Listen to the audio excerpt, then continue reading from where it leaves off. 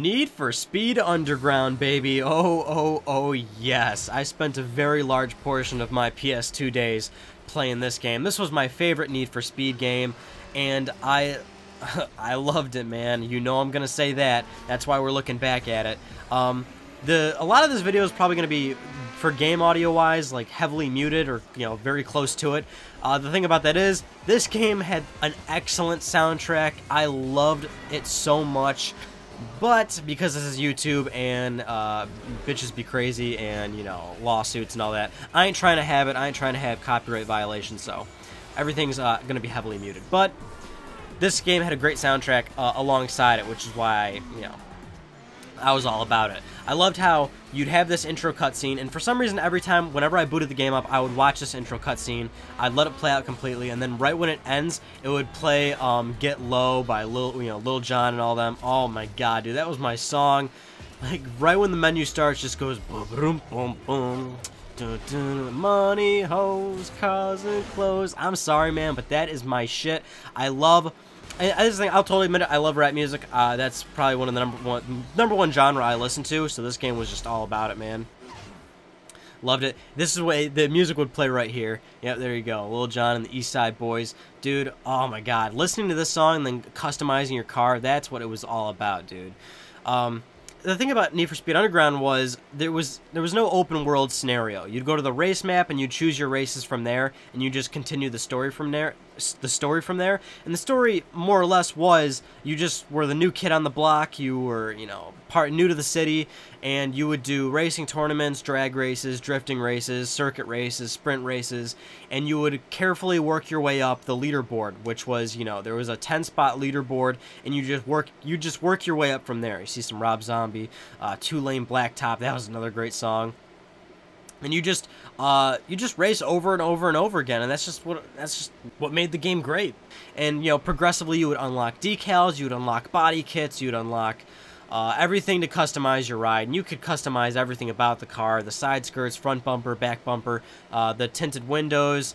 Of course, you could put at least up to 4 layers of decals on the car, which, you know, you'd look at games nowadays, and like Forza, for example, lets you do all sorts of crazy stuff. But back then, I loved the customization for Underground.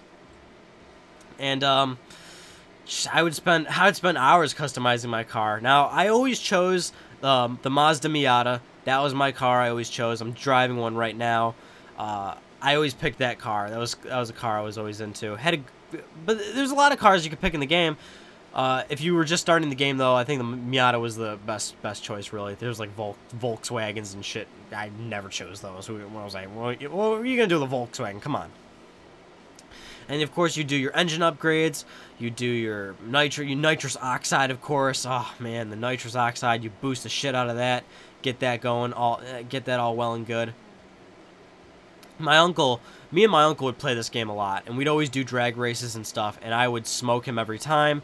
And he was the kind of person who'd get so pissed off because he didn't really play games as much as me. Like, he was, you know, he'd probably be one of the more casual people. So I would always smoke the shit out of him, and he'd always get so angry and so upset. And, you know, that's fine. Let him get all let him get all upset. I love beating the shit out of him. You can see the car on the right, the yellow and the red and all that, went to tinted windows. Pretty much every car that you saw, you could also do to your car.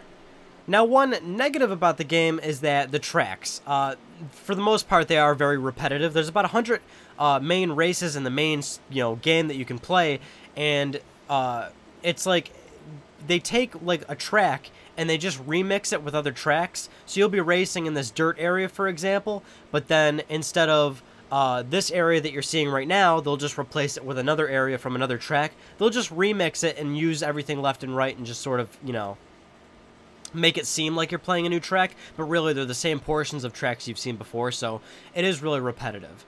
One thing I can really thank for Need for Speed and this specific title is, and I'll say it, I'm not really into American muscle when it comes to cars.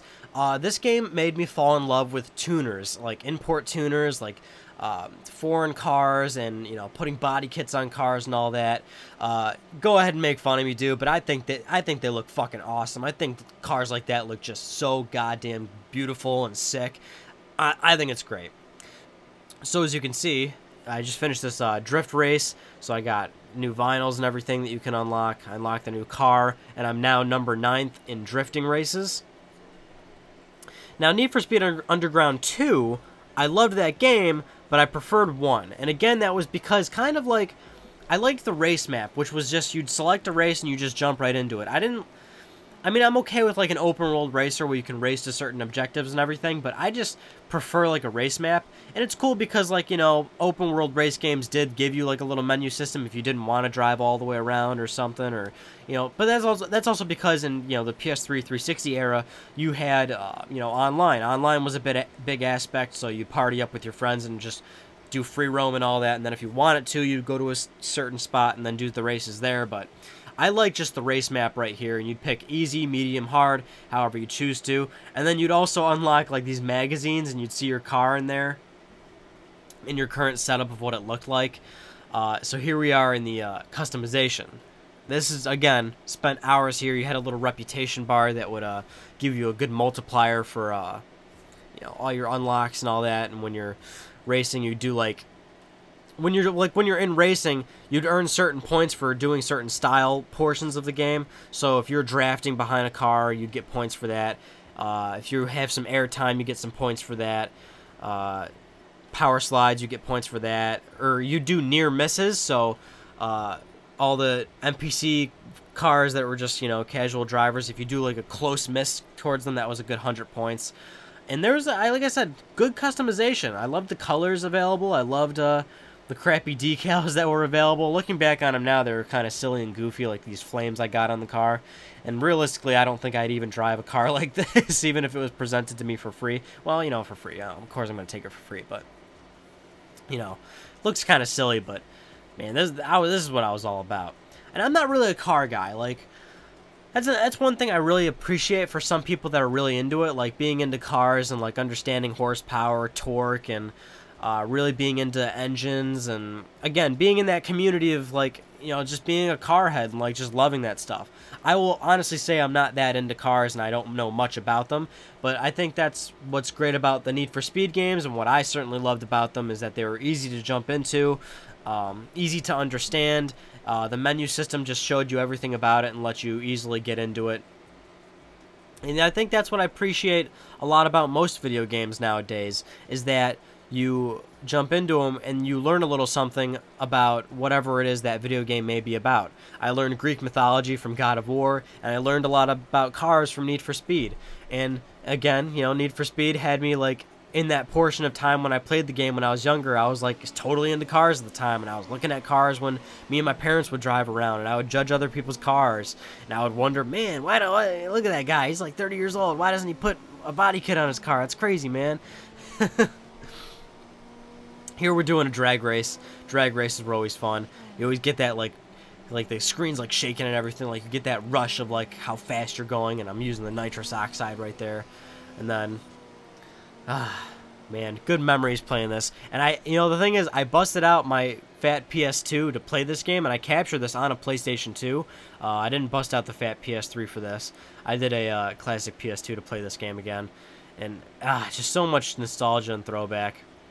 But the thing is, I busted the game out, started recording the footage to record this video, and tell you what, I recorded like 30 minutes of it, I stopped recording, and I played for maybe 4 or 5 hours after that. I spent the rest of the night playing this game, because my save file, I didn't have my original save file where I had everything completed, so I only had one of my newer files on, which was, I was way too early in the game. I wasn't even on any of the leaderboards yet, so I started playing the crap out of it to unlock some more stuff and maybe mod a little bit more, to get some good footage to show you guys. Anyway, that's Need for Speed Underground. Did you play it? Did you have it? Did you love it? Because I loved it. Hope you enjoyed this little look back video. I'll see you all in my next video, guys. Take care and have a safe drive.